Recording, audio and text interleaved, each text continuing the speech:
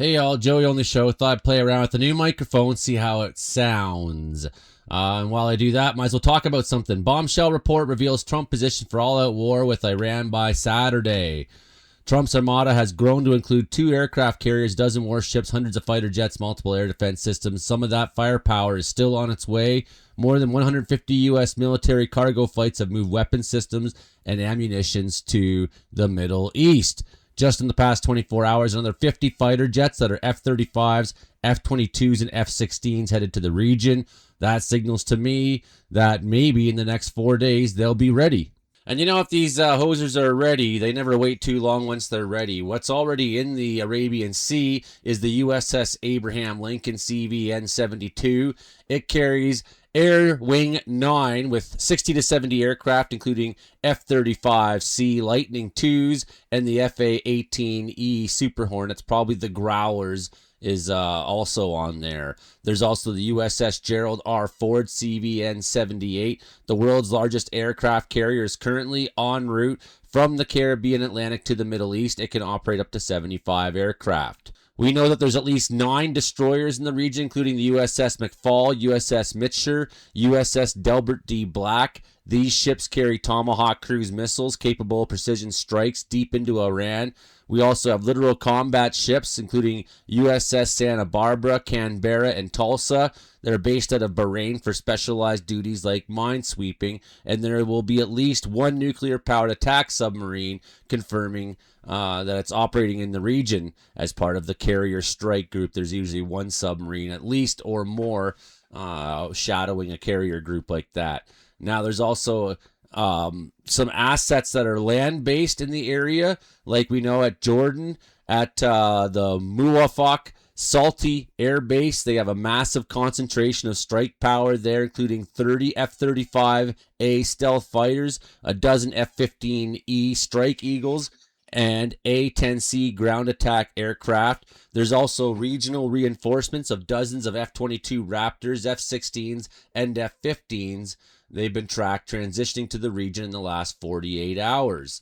There's also in Diego Garcia, there's a forward deployment hub for B-2 stealth bombers, P-8 Poseidon surveillance planes, and MC-130J Special Forces aircraft. I don't know if the B-2 bombers are there yet or not. It's quite, well, last time they flew right across the road, refueled across the world, refueled on the way, bombed, and then came back. So, but there's also the large fleet of the KC-135 Strato tankers that have been deployed to sustain long-range strike operation. There's also 30,000 U.S. military personnel in the area, and there's numerous terminal high altitude area defense Patriot missile batteries. They've been deployed to bases like Al Udeid Air Base in Qatar to defend against potential Iranian ballistic missile retaliation. Don't forget about Israel. They're at maximum military alert right now. The Israeli Defense Forces are positioning for an imminent joint strike with the United States against Iran, say reports. Other reports are saying that Benjamin Netanyahu has instructed the Home Front Command and emergency services to prepare for full-scale war.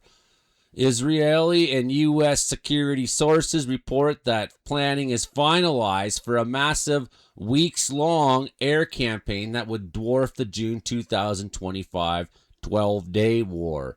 Targets reportedly include Iran's remaining nuclear infrastructure and ballistic missile arrays. Prominent figures, including former military intelligence chief Amos Yadlin, have warned the Israelis against traveling abroad this coming weekend. That suggests a confrontation is imminent there. We also have the Israeli Defense Force continuing regular operations against Hezbollah despite the 2024 ceasefire. Israel is currently occupying 5 strategic areas in southern Lebanon to prevent the group from rearming and is maintaining a heavy troop presence. Gaza has high-level focus still, even though the focus has shifted to Iran. The IDF remains in control of roughly half of Gaza. West Bank large-scale operations are ongoing now, particularly in the north. The Israelis want to annex the West Bank next. That's coming next. Well, this may be cover for some of that as well. Then, okay, well, so we just get a bit of an idea Well, we might have 17 U.S. ships coming to the region soon, but Iran remains a top 20 global military power with an estimated 1.8 million personnel in its military.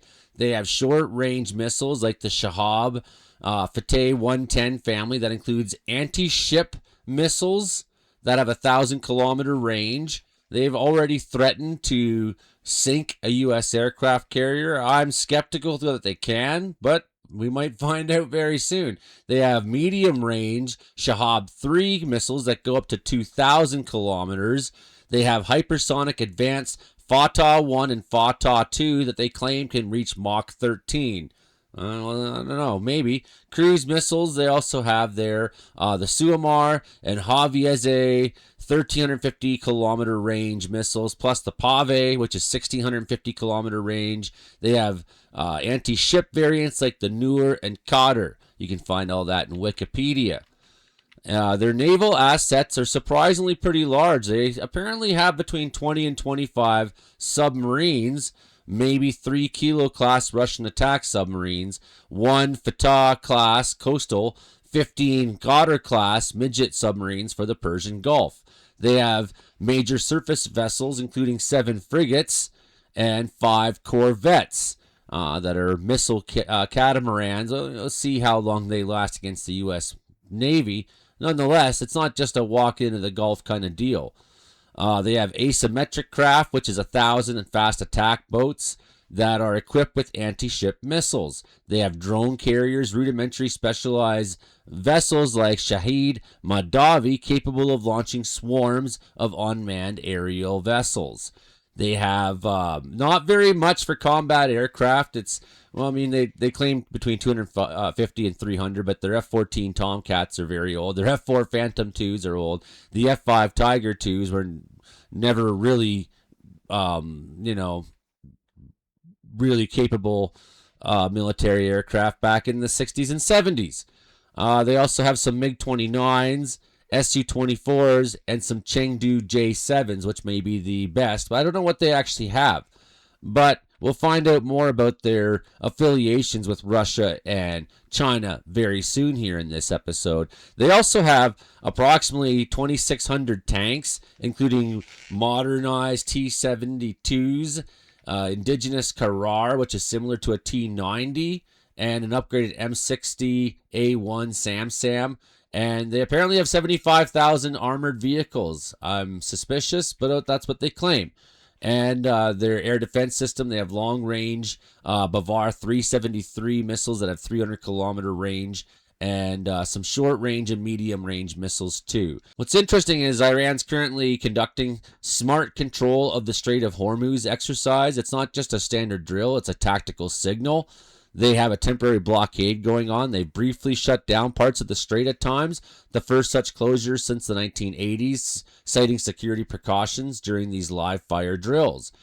They're testing smart assets, including suicide drone swarms and precision-guided coastal missiles, designed to overwhelm the Aegis defense systems of U.S. destroyers. Supreme Leader Ayatollah Khamenei recently warned that Iran possesses weapons more dangerous than warships, specifically designed to sink U.S. carriers. So they made a threat against U.S. carriers. In a significant strategic shift, they're also hosting the Maritime Security Belt 2026 joint naval exercise with Russia and China in the Strait of Hormuz.